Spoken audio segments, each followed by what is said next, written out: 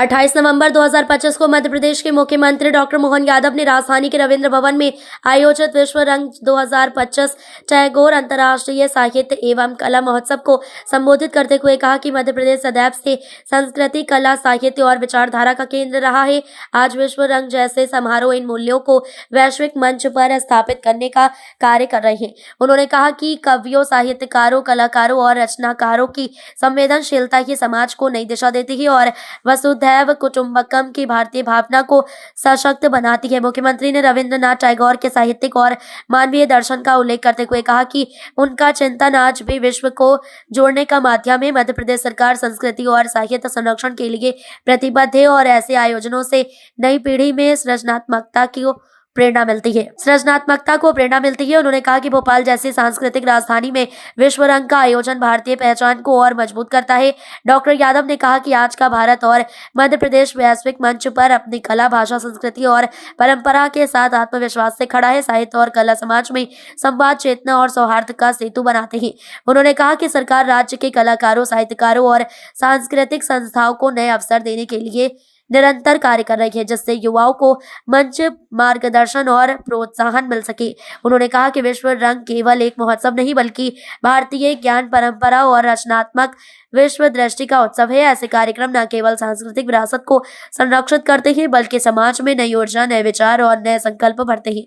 मुख्यमंत्री ने आयोजन समिति को सफल आयोजन के लिए बधाई देते हुए इसे नए मध्य प्रदेश की सांस्कृतिक शक्ति का प्रतीक बताया।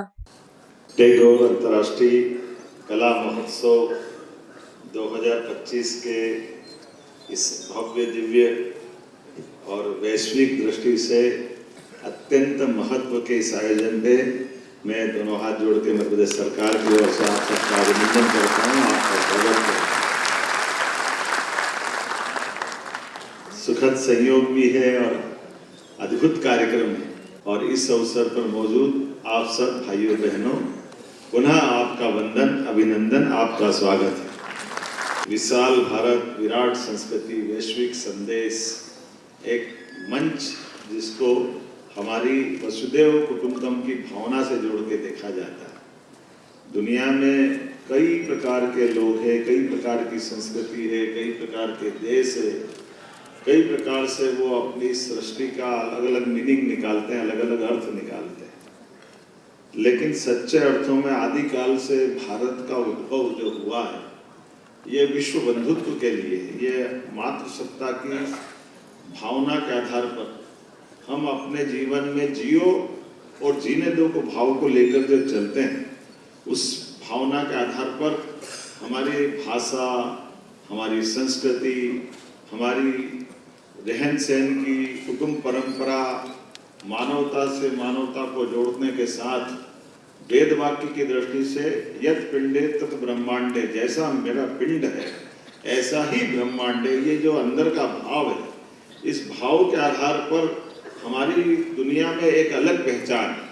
इसलिए हजारों हजार साल से हमको जो नहीं समझते वो पता नहीं क्या अर्थ मान के चलते हैं।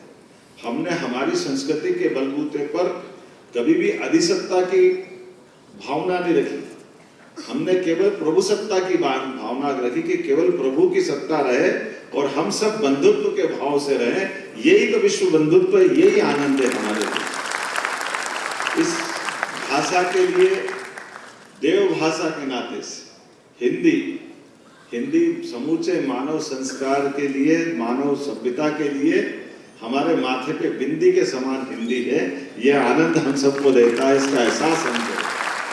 सच में रंग तो एक ही, रंग में दूसरा रंग भंग कर देते लोग, लेकिन रंग तो एक ही दिखाई देता है।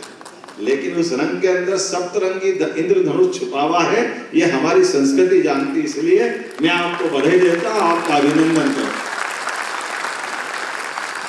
सप्तरंगी छटा परमात्मा की दया से उस अलग अलग रंगों की दुनिया में हर रंग से आनंद उठाना चाहिए। इसलिए तो होली हमारे यहाँ होती है, होली होती है होली के आनंद के साथ। जब ऋतुएं रंग बदलती है और वसंत छा जाता दुनिया के ऊपर, हमारे लिए तो वो होली हर रंग में आनंद देने के लिए होती। और अमावस पे दिवाली होती, जब दुनिया अंधकार की तरफ हो तो प्रकाश की ओर ले जाने का संकल्प हमको दिवाली की तरफ जोड़ता है, तो होली भी जोड़ती है, दिवाली भी जोड़ती है, दोनों में आनंद आता है। ऐसे कई प्रकार के आनंद के इस अवसर पर मेरी अपनी ओर से एक बार फिर आप सबका वंदन, अभिनंदन। हमारे इस विश्व रंग का और रंग बढ़े, समुचे ब्रह्मांड में फैले, ये शुभकामना देते हुए मेरी बात समाप्त करता हूँ। भारत माता की